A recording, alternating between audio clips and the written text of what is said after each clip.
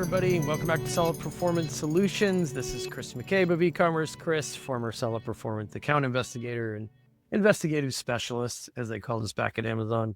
Flying solo today. Leah, of course, at this time of year, knee-deep in brand registry, resolution, fixing compliance issues, appeals, even GTIN barcode issues. So she's quite consumed. I thought I would keep it short today. I know this is a very crucial week for Amazon sellers who, not just for revenue generation, are probably trying to make up for some lost sales earlier this year, but also in terms of accidents or appeals, mistakes they made that come back to haunt them during the Black Friday, Cyber Monday stretch. You will not have to listen to my voice too long today because it's kind of become, at this point of the year, I would say straightforward on what to do, what not to do in terms of creating problems for yourself. Try not to do that. And also how to fix them quickly, because you cannot wait typical appeal windows, 48 hours, 72 hours, 96 hours for Amazon to review something and respond with a copy and paste template that's got no value. That's not what will work for anything at this time of year. Your top selling ASIN could be down. But let's begin with the mistakes that we've seen lately that could turn completely flat and smooth seas into choppy waves overnight if you're instigating any of these problems and creating headaches for yourself that didn't need to be there. I don't know if it's a hip trend. I don't know if it's kind of bogus black hat promotional stuff.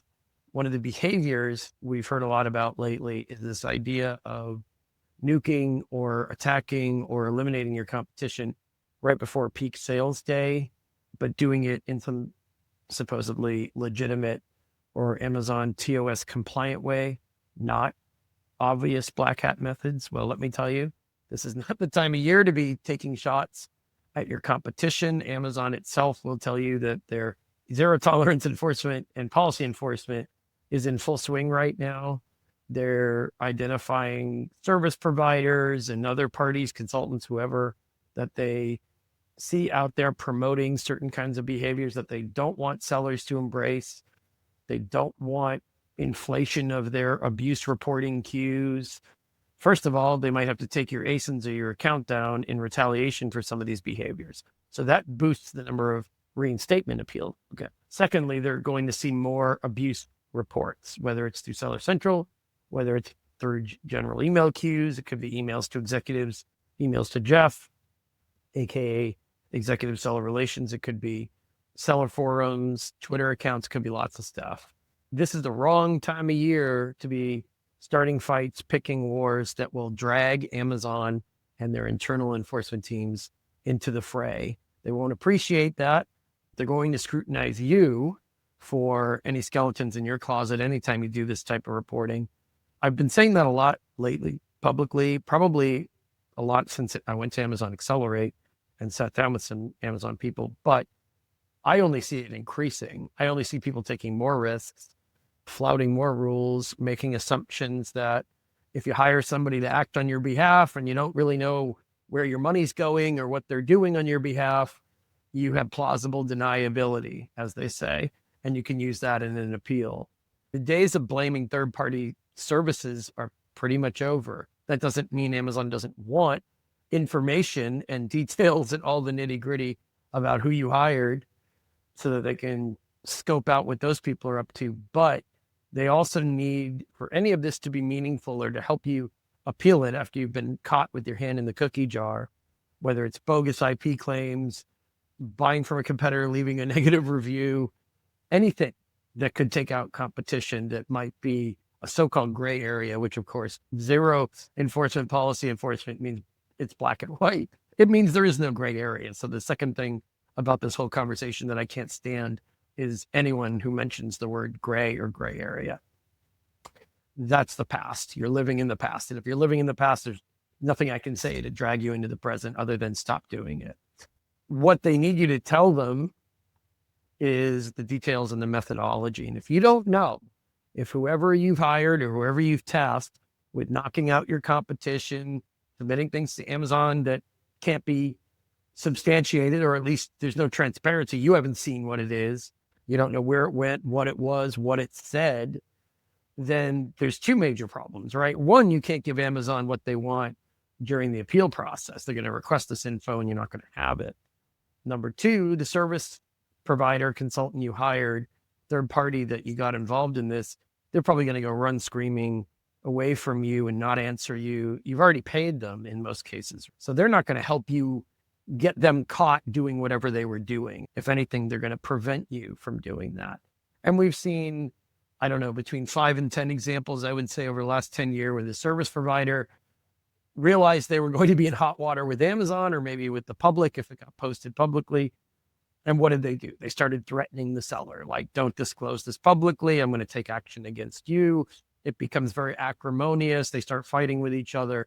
And then the seller doesn't feel safe in reporting those details to Amazon. They don't feel safe for other reasons. They think they're going to lose their whole Amazon business. So they retreat and they go quiet, and the threat to this service provider goes away. But what ends up happening? Well, if you talk to people at Amazon, they know what their outcome is. It means that service provider or consultant is free to roam and offer these illicit services and approaches to other sellers.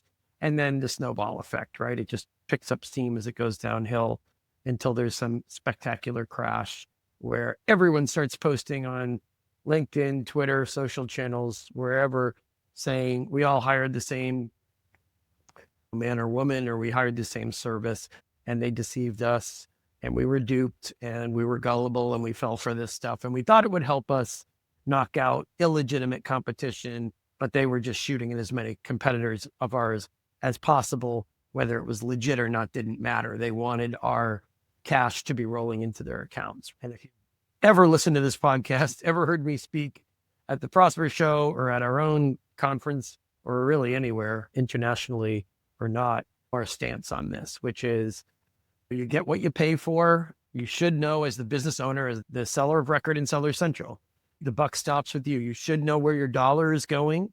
You should know what they're doing on your behalf. You can't accept lame excuses about, oh, I called somebody I knew at Amazon and it was a phone conversation, so I can't document that for you. Or just, I sent an email, but it's a contact at Amazon and they're shy and they don't want anyone to know they're talking to me, so I can't tell you who they are or what they said, or look at the email responses between them. That's nonsense, right? Anyone with an IQ over 50 knows that you're being misled and they're misrepresenting themselves for the purposes of financial gain, right? So I won't spend more of this podcast going into a lecture about being duped or used or misled. The bottom line is, don't expect any from Amazon if this is what you are doing. The only card you have to play is to gather as much info and intel about the people you use and report it to Amazon, either in your appeal. If you're not being asked to appeal, you should probably just gather that information for yourself in case you ever need it. Not to mention, if you're paying a service or an attorney or whoever it might be, billable hours, or if you're paying for a service and they refuse to tell you anything they did in exchange for that money, there's something just inherently unethical about that on its face, right? You would need to get info and protect yourself, even just for your own legal reasons, in case you're ever accused of anything, right? So that has nothing to do with Amazon. That's your own business judgment, your own judgment as a business owner. How many instances are left out there where you can just finger point and say, these people, they're the reason why we broke Amazon policies. They're the reason why our ASINs came down. If you are making, let's say, bogus intellectual property complaints that you can't substantiate, if you're making counterfeit complaints without test buys or some sort of track record of reporting a seller for counterfeit, and the seller just keeps coming back without that kind of evidence that you can document factual information, you're already acknowledging yourself that you're going out on a limb, and you're already just gambling at that point with your account and your brand. So if you don't have much to lose and your business operation is one Hail Mary pass after another, I guess that might explain why you might do some of these things, but there's no other logical explanation that'll make sense. So questions on this, any of the trends we're seeing, any of the other bad mistakes we see sellers doing, we're happy to talk to you about it if you're concerned, if you've already kind of done some of these things and Amazon hasn't come knocking yet, but you're afraid they will. Give us a shout, talk to either me or Leah about it. And certainly you don't want to wait until your brand registry gets revoked, which is a very painful process to try to undo. You lose all your A+ content, you lose all kinds of things. And that's very damaging to a brand, especially in this competitive environment. Naturally, you don't want to risk a full account suspension that might be impossible to reverse. So glad you were listening in on this. Take some notes, give us a call, send me an email, give us some feedback, because this zero tolerance enforcement stuff is not going away. In 2026, we expect it to be much bigger. So questions on that, let me know. Otherwise, happy selling and good luck during Black Friday and Cyber Monday.